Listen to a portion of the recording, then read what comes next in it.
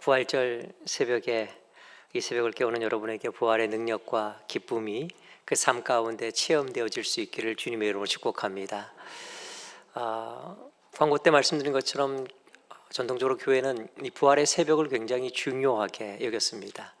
어쩌면은 부활의 가장 중요한 시간이 이 새벽에 예배하는 시간이 아닐까.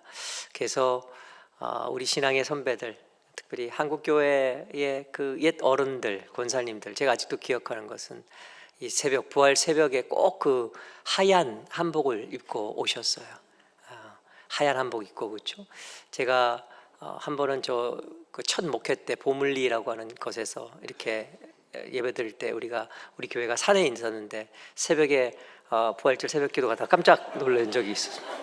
하얀 한복을 입고 막 오셔서 옛 어른들은 좀 그런 부분을 굉장히 정성을 다 기울인 것 같아요. 물론 이제 시간이 지나면서 형식보다는 마음이 더 중요하고 자세가 더 중요하다 그래서 그런 것들이 많이 이제 없어졌는데, 조금 이렇게 제가 오늘 예배에 올라오면서 여러분들 이렇게 보면서 조금 이제 그런 부분이 좀 그립기도 하고, 그래서 내년에는 우리가 드레스 코드를 부활절 새벽은 하얀 걸 입고 오자. 우리 장로님들도 백양복 한번 백구두하고 이렇게 쫙 해서 아무튼 이 부활의 아침이 여러분에게 기쁨이 될 수 있기를 주님의 이름으로 간절히 축원합니다. 여러분은 부활주일 그러면은 마음속에 어떤 단어가 가장 먼저 떠오르십니까? 어떤 분들은 부활이라는 단어를 생각할 것이고, 또 어떤 분들은 생명이라는 단어를 떠올리기도 할 것입니다. 어떤 분들은 좀 신학적으로 승리라는 단어를 떠올리는 분도 있을 거고, 혹은 뭐 동사로 사셨다, 다시 사셨다, 뭐 이렇게 생각하는 분도 있을 겁니다. 물론 우리 중에 어떤 분들은 삶은 계란을 가장 먼저 떠올리는 분도 있을 수 있겠죠. 뭐 다 괜찮습니다. 다 의미가 있는 단어들이니까. 하지만 오늘 우리가 그리스도인으로서 부활주의를 맞아서 반드시 붙들어야 할 아주 중요한 단어가 있다면 그것은 바로 부활신앙이라는 단어입니다. 부활신앙. 세상 사람들은 예수님께서 이 땅에 오신 성탄절은 인정하고 받아들입니다.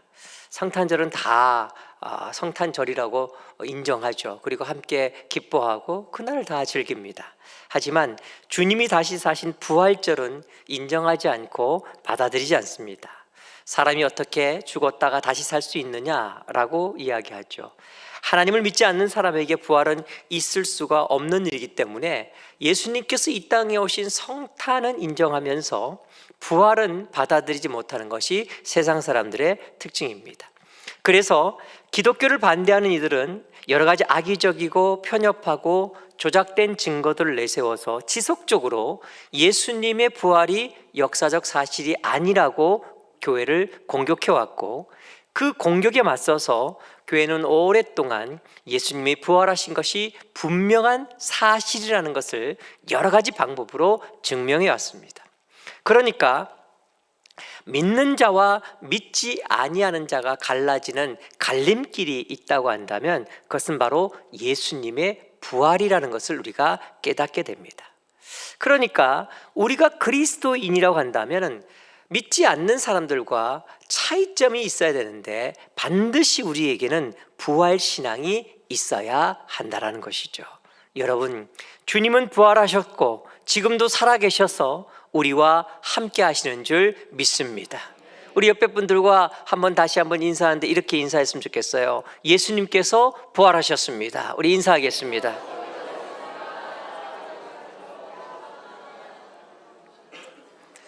사도 바울은 고린도전서 15장 17절로 19절에서 이 부활신앙에 대해서 이렇게까지 이야기합니다. 우리 한번 같이 읽을까요? 한번 같이 읽겠습니다. 같이 읽습니다. 시작.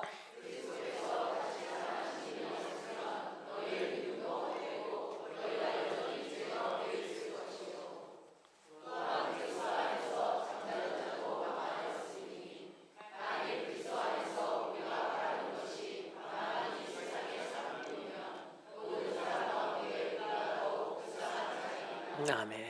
다른 거 다 있어도 부활신앙이 없다고 하면은 이 사도 바울의 표현 그대로 망한 것이 되는 거예요. 아무것도 아니라는 거죠. 아무리 열심히 교회를 다녀도, 아무리 뜨겁게 기도해도, 성경을 잘 알고 봉사를 많이 해도 부활 신앙이 없다고 한다면 그 모든 것들이 헛될 수 있다라고 이야기하는 거죠. 그래서 여러분, 우리 믿는 자에게 있어서 우리 신앙의 핵심은 바로 부활 신앙이다라고 이야기할 수 있다라는 거죠. 전 여러분에게 부활 신앙이 있기를 주님의 이름으로 간절히 축원합니다. 자, 그런데 제가 이렇게 말씀드리면 부활 신앙? 난 예수님의 부활을 믿으니까 그럼 난 됐네 라고 생각하는 분이 있을지 몰라요. 네, 물론 세상 사람들과는 다른 훌륭한 믿음이죠. 주님의 부활을 받아들이지 못하는 사람들과는 달리 주님 부활하신 사실을 분명히 알고 믿으니까 훌륭하다고 이야기할 수 있을 거예요. 하지만 제가 지금 말씀드리는 부활신앙, 우리 신앙의 핵심이자 우리가 이 땅 가운데 믿는 자로서 반드시 붙들고 가야 될 부활신앙이라는 것은요, 단순히 예수님께서 십자가에서 죽으시고 부활하셨다는 사실을 알고 믿는 그 정도의 신앙을 이야기하는 게 아니에요. 여러분은 예수님의 부활을 믿으십니까? 믿으세요? 자, 그렇다면 제가 정말 묻고 싶은 게 있어요. 예수님의 부활을 믿는 것이 여러분 삶에 어떤 영향을 주고 있습니까? 예수님이 부활하셨음을 믿기 전과 믿고 난 다음에 여러분의 삶 가운데 달라진 점이 있으십니까?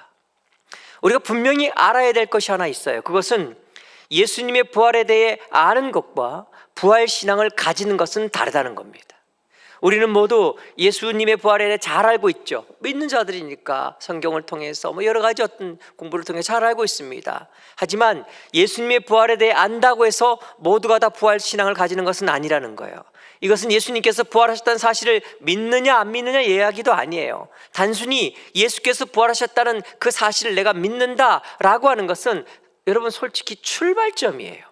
그것에만 머물러 있어서는 안 된다는 겁니다. 예수님이 부활하셨다는 것을 믿는다고 해도 그 믿는 것이 나의 삶에 지금 아무런 영향을 주지 못하고 있다고 한다면 그것은 부활에 대한 지식, 부활에 대한 정보만 가지고 있을 뿐이지 부활 신앙을 가지고 있는 것은 아니라고 말할 수 있다는 거죠. 왜냐하면 우리의 신앙이라고 하는 것은 여러분 정보가 아니라 능력이기 때문이에요. 머리로 습득하는 지식이 아니라 날마다의 우리 삶 가운데서 구체적으로 체험되어지는 능력이기 때문에 그렇다라는 겁니다. 그러기에 내가 예수님이 부활하신 것을 확실히 알고 또 믿는다고 하지만 그러나 그 부활의 능력이 내 삶 가운데서 체험되어지지 못하고 나타나고 있지 않다고 한다면 그것은 부활신앙과 거리가 먼 삶일 수밖에 없다라는 거죠. 그렇다면 부활신앙이라는 것은 구체적으로 뭐냐? 여러분, 바로 주님의 부활을 믿는 그 믿음이 신앙인의 삶 한복판에 굳건히 자리 잡고 있어서 그 믿음이 그의 신앙과 삶의 본질과 핵심을 형성하는 것, 이게 바로 부활신앙이에요.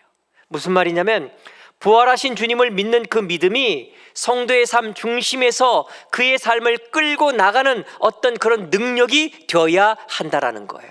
전 여러분에게 이런 능력이 있을 수 있기를 주의 이름으로 축원합니다. 여러분, 기독교 신앙의 핵심은 십자가죠. 우리는 기독교 그러면 항상 십자가를 떠올립니다. 기독교 신앙을 이야기할 때마다 그 상징을 말할 때마다 항상 십자가를 떠올리고 십자가를 이야기하죠. 맞아요. 하지만 여러분, 그 십자가는요 반드시 부활로 결론 지어진 십자가이어야만 하는 거예요. 그냥 그 십자가가 하나님께서 우리를 사랑하셔서 구원하시기 위해 친히 죽으신 어떤 그런 사랑의 이야기로만 끝나는 것이라고 한다면요, 그건 정말 감동적인 이야기가 될 수는 있겠지만 여러분, 사망은 이기지 못하는 거예요. 죄는 이기지 못하는 것입니다. 사랑에서 죽음으로 끝나는 십자가 이야기, 그건 정말 감동스러운 이야기고 우리의 마음을 정말 뭉클하게 하는 이야기가 될 수 있지만 그러나 그것은 비극적인 사랑 이야기에 불과하다 그 말이에요. 아니요, 여러분, 그게 아니에요. 우리 주님의 십자가는요 능력이고 승리인 줄 믿습니다. 그래서 우리의 십자가는요 반드시 부활로 결론 맺어진 십자가여야만 하는 것이라는 거죠. 여러분, 우리가 신앙을 갖는다고 하는 것은요 다른 말로 하면 그리스도인이 된다 이렇게 표현합니다. 근데 그 말이 무슨 뜻이냐? 문자 그대로 이야기하면 예수 그리스도를 주로 고백하고 예수님을 따르면서 정말 중요한 것은 예수님처럼 산다는 그런 뜻을 가지고 있다는 거죠. 주님 닮는다는 거예요. 그렇기 때문에 우리 삶에 있어서도 어떤 절정, 우리 삶의 클라이막스에는 뭐가 있어야 되냐? 예수님의 삶과 똑같이, 예수님의 삶 가운데 클라이막스에 있었던 것과 똑같이 바로 우리 삶의 클라이막스에는 바로 십자가가 있어야 하는 거예요. 그런데 그 십자가는 어떤 십자가냐? 바로 부활로 결로 맺어진 십자가라는 사실을 여러분들이 기억하셔야 한다는 거예요. 바로 이것 때문에 바울 사도는 오늘 말씀 10절 11절에서 이렇게 고백하고 있는 거예요. 내가 그리스도와 그 부활의 권능과 그 고난의 참여함을 알고자 하여 그의 죽으심을 본받아 어떻게 해서든지 죽은 자 가운데서 부활에 이르려 하노니. 무슨 말입니까? 사도 바울은 나의 신앙은 이런 신앙입니다, 이렇게 이야기하는 거예요. 나의 신앙은 바로 십자가를 통한 부활로 이어지는 그런 신앙입니다 라고 이야기하면서, 그러면서 사도 바울은 그 믿음이라고 하는 것이 그냥 그렇게 지식적으로 정보적으로 혹은 말로만 알고 끝나는 게 아니라 그것이 지금 여전히 내 삶을 끌고 나가고 있다라고 해서, 그래서 그는 곧바로 이어서 뭐라고 고백하고 있느냐? 12절에 이렇게 고백하고 있는 거예요. 우리 한 목소리로 같이 읽죠. 같이 읽겠습니다. 시작.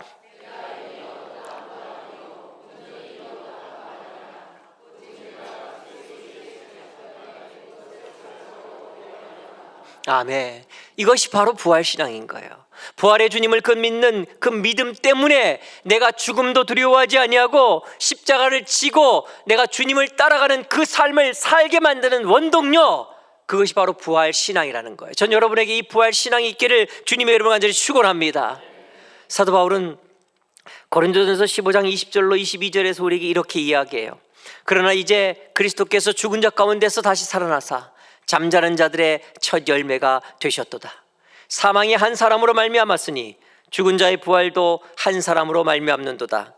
아담 안에서 모든 사람이 죽은 것 같이 그리스도 안에서 모든 사람이 삶을 얻으리라. 아멘. 예수께서 다시 살아 무엇이 되셨다고요? 잠자는 자들의 첫 열매가 되셨다. 여러분, 첫 열매라는 건 뭐냐면요, 앞으로 그런 똑같은 열매가 수없이 맺어질 것이라는 징표가 바로 첫 열매라는 거예요. 어떤 나무가 있어요. 근데 이런 나무가, 저 같은 사람은 이게 무슨 나무인지 잘 몰라요. 그런데 이제 열매 맺을 때가 되어서 그 열매를 보면은, 아, 이 나무는 그런 나무구나. 사과가 맺혀졌다 그러면, 아, 사과 나무구나. 그 말은 무슨 말이냐면 앞으로 이 나무에는 사과가 맺히겠구나라는 걸 알 수 있게 만드는 것, 이게 바로 첫 열매라는 거죠. 여러분, 이 말은요, 예수님께서 죽음의 권세를 깨뜨리셨기에 이제 그와 연합되어서 그의 안에 거하면서 그의 삶을 따라가는 모든 이들에게도 동일한 은혜를 하나님께서는 허락하실 것이라고 약속하고 계시는 거예요. 따라서 부활신앙을 가졌다는 것은, 여러분, 쉽게 말하면 우리의 삶이 두 개의 부활절 사이에 살고 있다는 것을 깨닫고 믿고 그렇게 사는 삶이 바로 부활신앙을 가진 삶이라는 거예요. 무슨 말이냐? 예수님의 부활로부터 시작해서 우리 자신의 부활까지 우리 삶이 그렇게 펼쳐지고 있음을 믿고 살아가는 신앙, 그것이 바로 부활신앙이라는 거예요. 그러면 여러분, 우리는 예수님의 부활이 주는 그 믿음의 능력을 믿고 가지고 자신의 부활을 향해 달려가는 사람들인 줄 믿습니다. 어둠과 절망, 그리고 죄와 사망의 권세가 물러가고 기쁨과 승리로 다가오는 그 부활의 소식이 단순히 과거에 있었던 하나의 역사적 사건으로만 우리에게 받아들여지는 것이 아니라 오늘 우리의 삶 속에서 능력이 되어야 하는 이유가 바로 여기에 있다는 것이죠. 그렇기 때문에 여러분, 이 땅을 사는 사람들은 딱 둘로 나눠질 수 있음을 우리가 깨닫게 됩니다. 한 부류의 사람들은 죽음을 향해 달려가는 인생들이죠. 태어나는 그 순간부터 죽음을 향해 달려가는 인생이 있고, 또 한 부류는 매일매일 부활을 향해, 영생을 향해 달려가는 인생이 있다는 것을 깨닫게 됩니다. 지금 여러분은 어디를 향해 달려가고 있습니까? 사랑하는 여러분, 매일매일의 삶에서 부활의 능력을 덧입고 정말 부활하신 그 주님께서 나의 구세주가 되신다는 사실을 믿고 붙들고 나아감을 통해서 십자가를 지고 죽음도 두려워하지 않으며 정말 사망 권세를 깨뜨리신 하나님의 그 놀라운 능력을 체험하면서 날마다 부활을 향해 새로운 생명으로 충만한 기쁨과 함께 승리의 삶을 살아갈 수 있는 저와 여러분 될 수 있기를 주님의 이름으로 간절히 축원합니다. 우리 다 자리에서 나셔서 함께 찬양하도록 하겠습니다.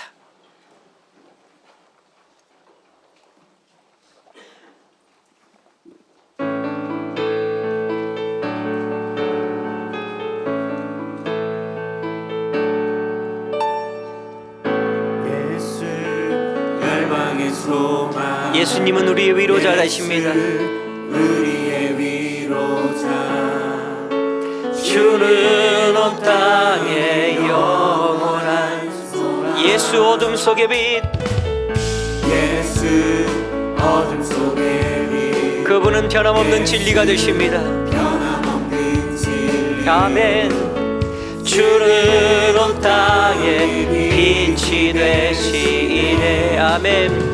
우리 위해 죽으시고 다시 사신 생명의 주. 아멘. 주님만이 소망이요 변함없는 반석이라. 주님만이 온 세상을 비추시네. 아멘. 또 죽음에서 부활하신 우리 구주 평강의 왕, 주를 믿는 모든 자의 소망 되신 주를 믿네. 여러분, 이 시간 말씀 붙잡고 기도의 자리에 나가기를 소망합니다. 예수님께서 죄와 사망의 권세를 깨뜨리시고 부활하셨습니다. 그 부활이 단순히 과거에 있었던 역사적 사건이 아니라 그 주님의 부활을 믿고 그 주님을 따라 십자가 지고 주님 가까이 달려가는 인생 가운데 나타날 하나님의 약속이자 능력인 줄 믿습니다. 그러기에 사모하십시오. 주님, 매일매일 나의 삶에 죄와 사망의 권세가 물러가는 역사가 있어지게 하여 주시옵시사. 빛으로 오신 주님과 함께 빛의 삶을 살게 하여 주시옵시고, 부활과 영생의 능력을 덧입어 날마다 새로운 생명으로 충만한 삶을 살아가는 승리한 인생이 되게 하여 주시옵소서. 우리 주님을 크게 찾고 기도하며 나가도록 하겠습니다. 기도합니다. 주여, 아버지 하나님 감사합니다. 주님, 죄를 이기시고 사망을 깨뜨리시며 부활의 놀라운 능력으로 우리에게 약속하신 하나님의 그 놀라우신 사랑하심을 깨닫는 이 부활의 아침에 하나님 앞에 달려와 예배하며 다시 한번 내 삶 가운데 그 부활의 능력이 나타나기를 소망하며 하나님 앞에 기도하는 당신의 사랑하는 자는 여기 있사오니 아버지 하나님 역사하시고 붙들어 주셔서 하나님의 놀라우신 사랑하심 가운데 승리하는 자를 낼 수 있도록 역사하시고 인도하여 주시옵소서.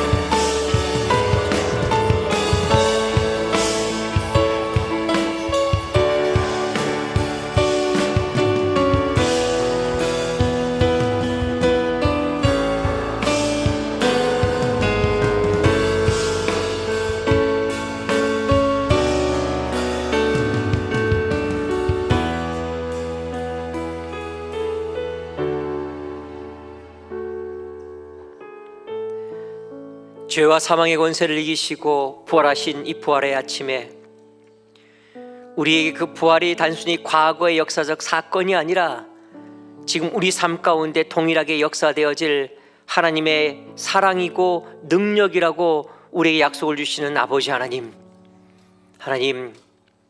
오늘 우리의 삶이 죽음을 향해 달려가는 인생이 아니라 부활과 생명을 향해 달려가는 복된 삶이 될 수 있도록 주님 역사하여 주시옵소서. 우리 매일매일의 삶에 하나님의 그 부활의 놀라운 은혜와 능력이 나타나게 하여 주시옵시사.